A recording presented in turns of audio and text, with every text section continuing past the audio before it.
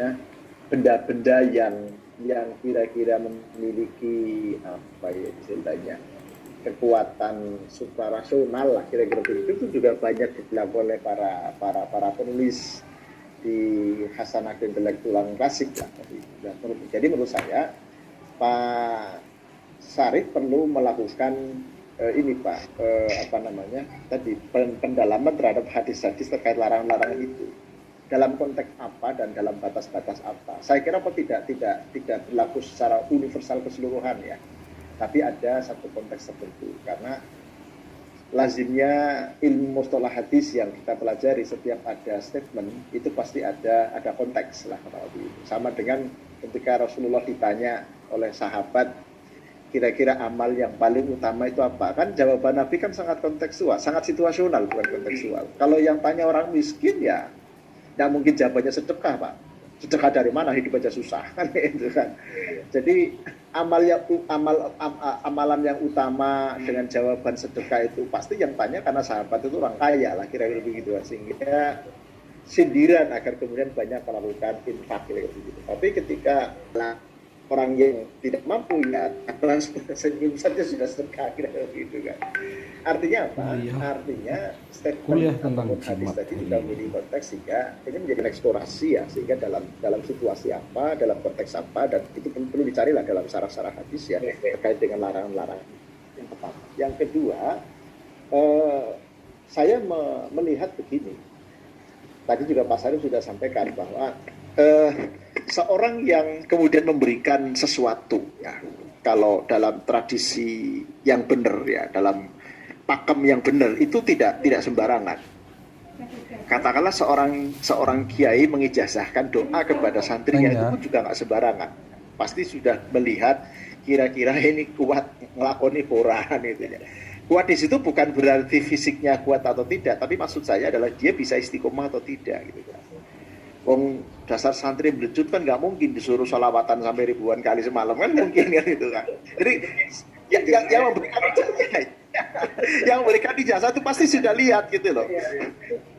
Ya saya ingin memberikan analog begini, jangan ada yang tersinggung tolong ya gitu kan ya. Saya memberikan mata kuliah ini ya. Itu tentu berbeda dengan mahasiswa S3 yang lain yang mereka masih muda-muda gitu. Tugas-tugas yang saya berikan tentu tidak mungkin saya samakan. Kenapa? Lo sampai udah sibuk sama tugas-tugas kesehatan di kantor gitu kan. Buktinya tadi ketika diskusi siapa yang presentasi, alasannya habis acara di mana lagi acara di mana kan itu. Poin saya adalah saya yang ngajar mata kuliah saja juga harus tahu kondisi masing-masing gitu ya, yang akan diberi tugas begitu. Pada saat saya lagi silaturahmi di sana, ya Kalongan, itu banyak mursid dari daerah kan, karena beliau kan ketua Jatman ya. Itu kemudian sowan lalu cerita saya gini Beb, tarekat saya ini sanad saya segala macam. Kebetulan Qadiriyah Naksabandiyah misalnya. Itu dengan sangat ringan beliau langsung komentar, oh sampean gak pas di situ, Joko Dirasabandiyah buat sampean gak pas, sampean pas iki, udah nanti sampean pulang ke daerahnya soal kepada gurunya, pamit bahwa saya akan di-BA atau lagi berhenti untuk merekod yang meyakini bukan yang Dirasabandiyah. Jadi poin saya adalah sosok seorang seperti Habib itu tuh ngerti gitu. Orang ini nggak pas ikut tarekat itu, terlalu berat, wadahnya kuat kira-kira begitu kan. Jadi lebih pas dengan tarekat yang lain yang langsung di-BA sama beliau sebagai mursidnya. Nah, karena dalam tradisi tarekat seperti ini, kalau orang itu ma'rifat betul yang memberi ijazah, yang memberi menyusun raja. Tadi kalau ma'rifat betul Pak, saya kok yakin itu tidak sembarangan ngasih ke orang gitu Pak. Apalagi hanya sekedar gede amplop baik itu. Kalau misalnya berdasarkan itu saya kok agak cenderung mengatakan dia nggak ma'rifat gitu kan. Nah, ini tadi tugasnya Pak Syarif untuk menggali ini gitu loh. Karena kadang-kadang banyak yang kemudian disalahgunakan gitu ya. Jadi sesuatu yang mestinya itu positif karena tadi ada unsur budaya yang masih positif sebagai wasilah begitu ya. Sebagai penyambung mata rantai sebetulnya itu agar bisa doanya bisa sampai kira-kira begitu, mendapatkan keselamatan, mendapatkan apa namanya tadi barokah ya begitu ya. Karena apa namanya yang saya tahu begitu ya, ketika seseorang mendapatkan ijazah, seorang pedagang nih misalnya datang ke seorang tokoh, seorang kiai, seorang mursyid misalnya minta ijazah agar dagangannya laris misalnya begitulah, itu pasti ada larangan Pak. Nih tak kasih ini, tapi tolong sampean jangan lakukan ini, hindari ini kira-kira begitu.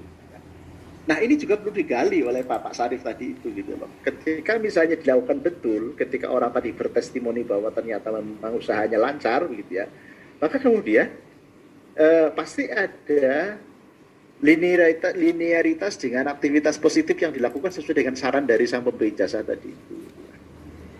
Saya pernah menyaksikan Pak Husnan waktu silaturahim ke Habib Lutfi, laki-laki Habib Lutfi ya, karena bagian dari apa namanya mursyid ya, di rumah di Duren Sawit kira-kira jam 1 malam ya, saya lagi di situ lagi ngobrol, tiba-tiba ada pedagang datang dan itu pengusaha besar sekali,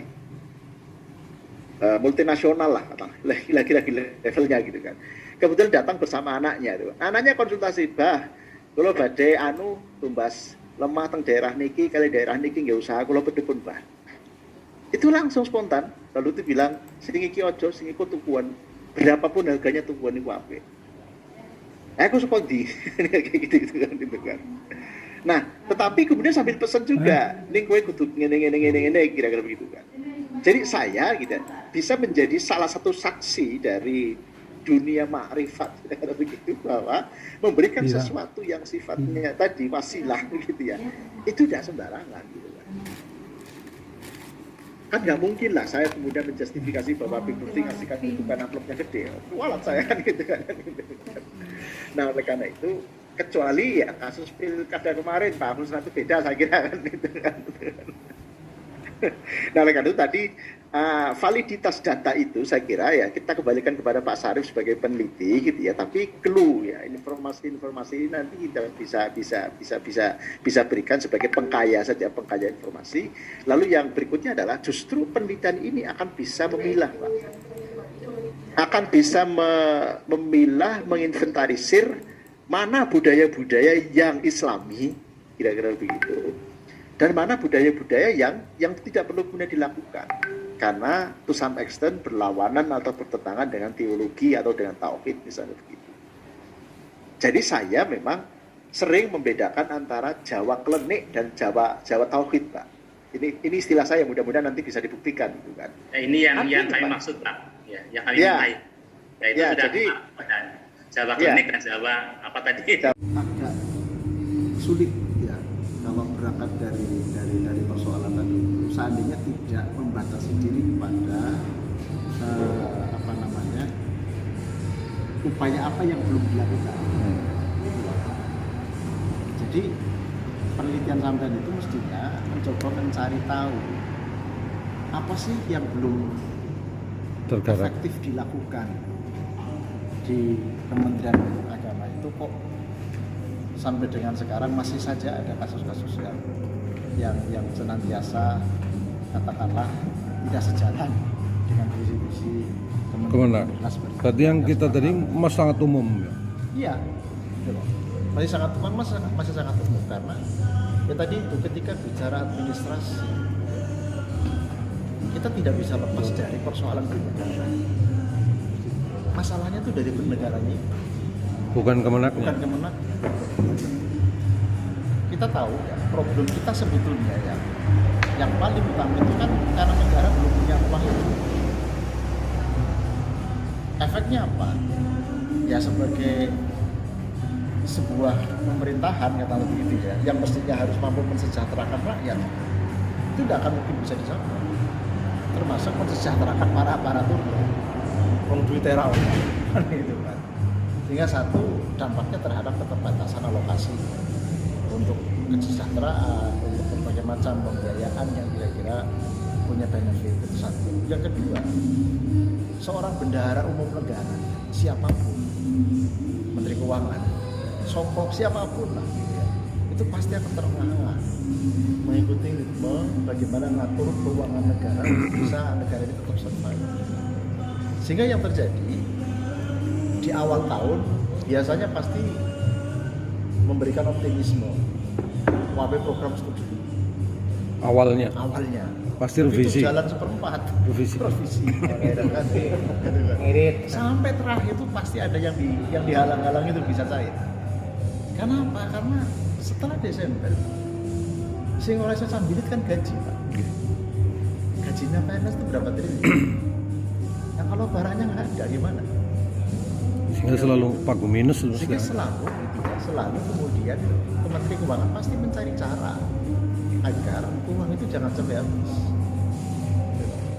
Ketika tidak ada jaminan bahwa penerimaan negara bukan pajak, ya, sampai ke target. Siapa yang bisa menjamin? Apalagi COVID sekarang, dunia usaha kolaps. Kan sumber negara kan cuma dari pajak, sama bukan pajak.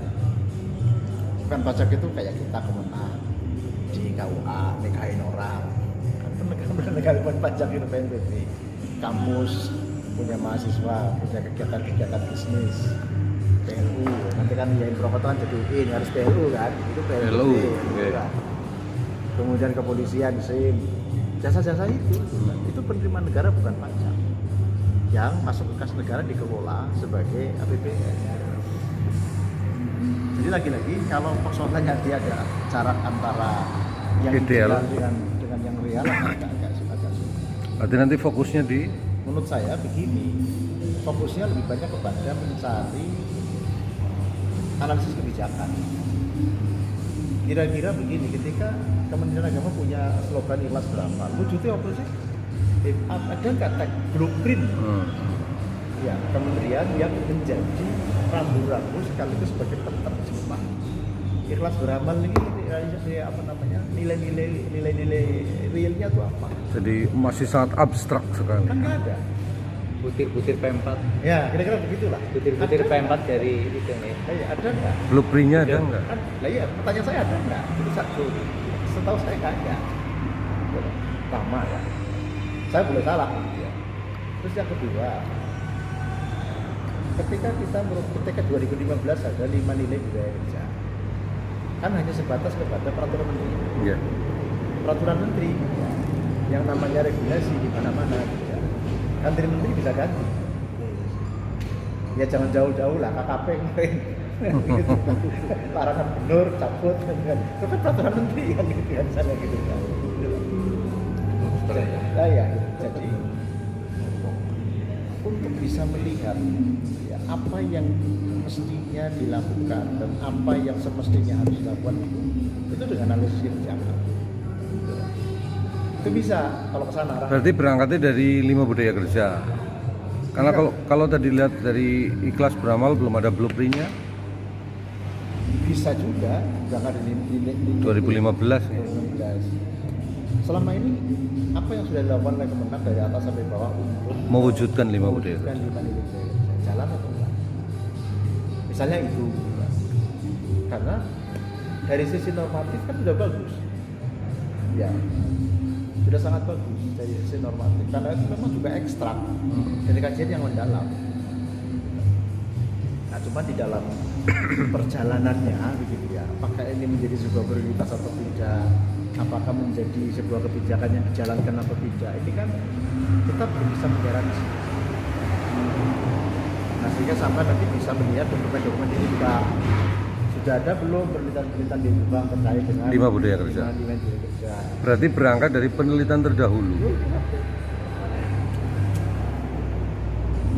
Jadi gini, apapun sebuah riset ya,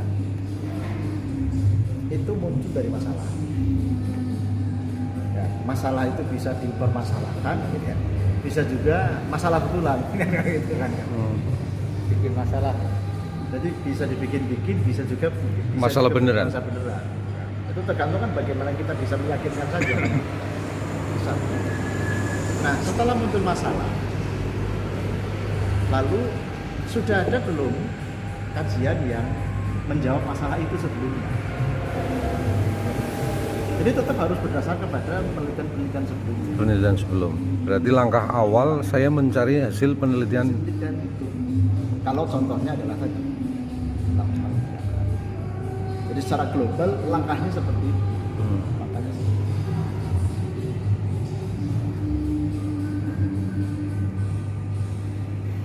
Parit Bangke.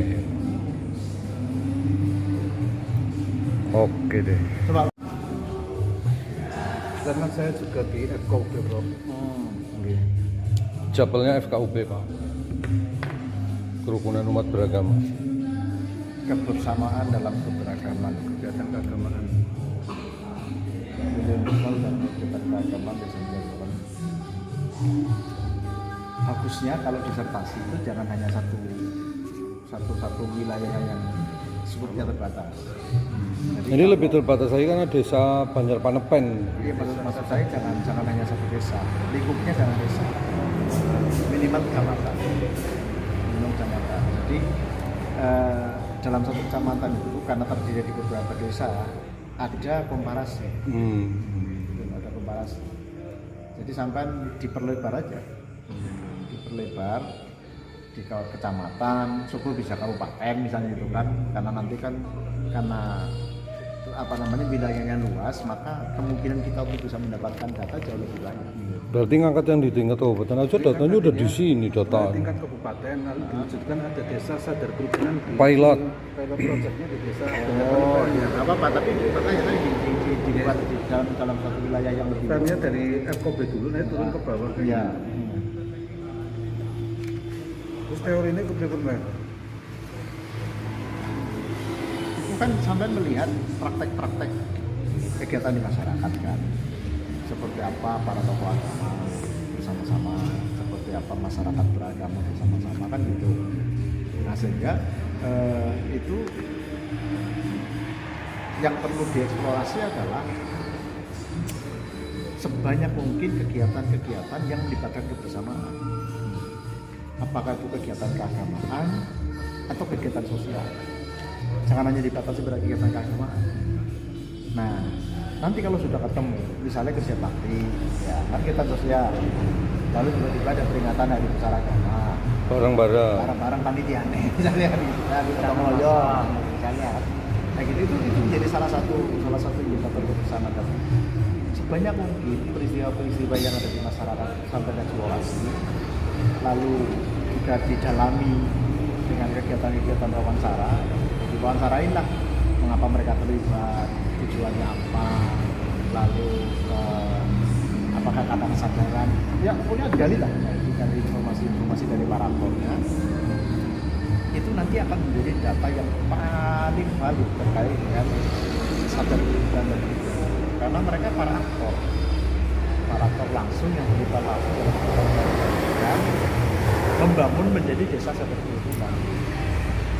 Kalau masalah teori ya bisa pakai sosiologi fungsional, banyak lah masalah teori. Karena sebetulnya teori itu akan berfungsi ya jika datanya terkumpul.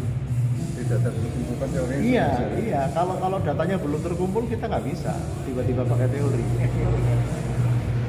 Jadi kumpulkan data itu, hasil wawancara tadi itu gitu ya, tentang aktor-aktor kerukunan tadi, kegiatan-kegiatannya, kapan, di mana, berapa kali, segala macam lah kalau itu. Apakah itu menjadi kegiatan rutin, apakah menjadi kegiatan berkala misalnya, lalu siapa saja yang berpartisipasi, ada pembiayaan yang dipikul bersama atau tidak, kira-kira begitu. Itu kan sebanyak mungkin. Nah setelah itu baru kemudian nanti itu dipetakan.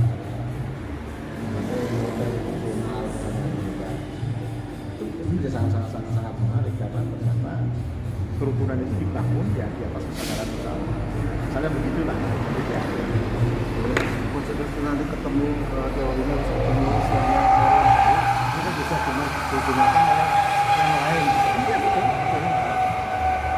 Nah sambil juga harus membaca juga riset-riset yang lain yang setipe penelitian yang sejenis ya mungkin ada penelitian yang serupa di daerah mana misalnya gitu kan.